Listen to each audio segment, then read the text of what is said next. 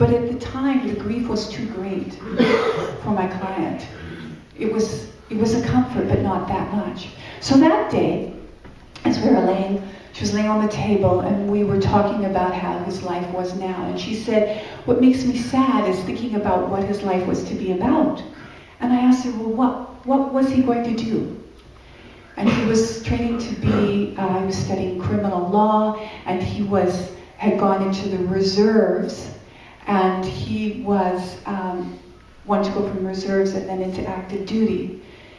And what we came to realize as we worked out all the timing, that if he had continued on the path that he was on, that he would have been in that group of young men in Afghanistan, where several of the young men who were based out of Edmonton were killed. And in that moment, we just felt goosebumps all over, because we knew that there was a moment of truth in that by him becoming that, having that fall and being a paraplegic, that he didn't go to Afghanistan and that he wasn't killed. And that's when I saw her heart open. She truly was grateful for her son, just the way he was. And then all the other benefits began to come clear. And she realized what a rich life he had and what a huge contribution he was making to his friends and his family.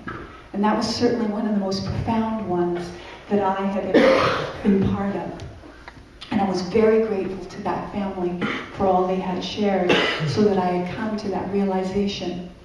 So sometimes it's big things, and sometimes it takes time. But sometimes we can use it just in the moment, in our day-to-day basis. And to know that the people around us are serving us. Because when we get up too high, we need somebody to even us out. Because if you're all elated about something in your life, are you present? Or are you kind of daydreaming about it?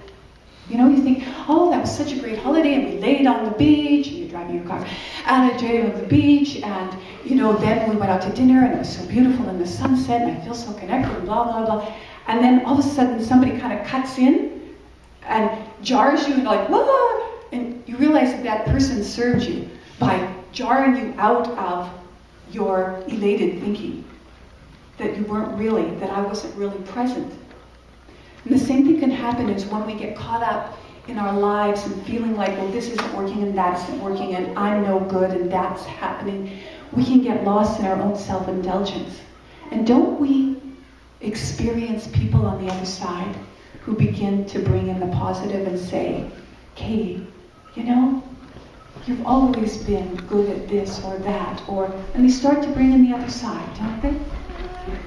The power comes when we're in our hearts, when we're in that centered place.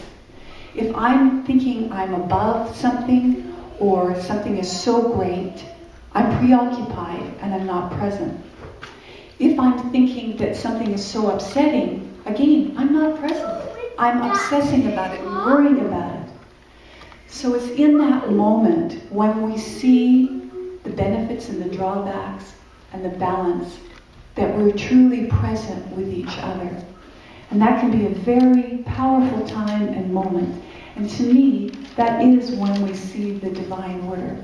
That is where we see that there is this energy, this being, this way that is all-encompassing to us. And perhaps that's what love looks like. If we think about love, and our children are a wonderful example, we don't say to them, it's not always supportive. We think love is supporting. Is it? We love our children, but do we say, okay, honey, you can eat all that candy. You go right ahead. Mommy's right behind you. You eat that candy, and you run right out on the road, and you can stay up as late as you like, because I'm your mom and I support you. That's not how it goes, is it? And thank goodness, because what would happen to those children if that's how it went? So we need both. Our children need both, and we need both. Because we grow the most when we're both challenged and supported, don't we? If we have too much support, we're like bored and restless and nothing interesting, and I'm not doing anything. And if we have too much challenge, we feel crispy, don't we? Fried, overwhelmed. So when you can see that there's both, so I invite you, when you get a challenge in life, Ask yourself, what are the benefits to this? Or if there's something about yourself that you don't like, what is the benefit to me that I have that trait? And how does that trait actually serve others? Or if you have something that you know that you think has to be, okay, I have to be this or I have to do that, bring it down a notch and realize that even if you did do all that there would be drawbacks. And allowing yourself to become more present in the moment with yourself, with each other, and with the divine. And be part of that order.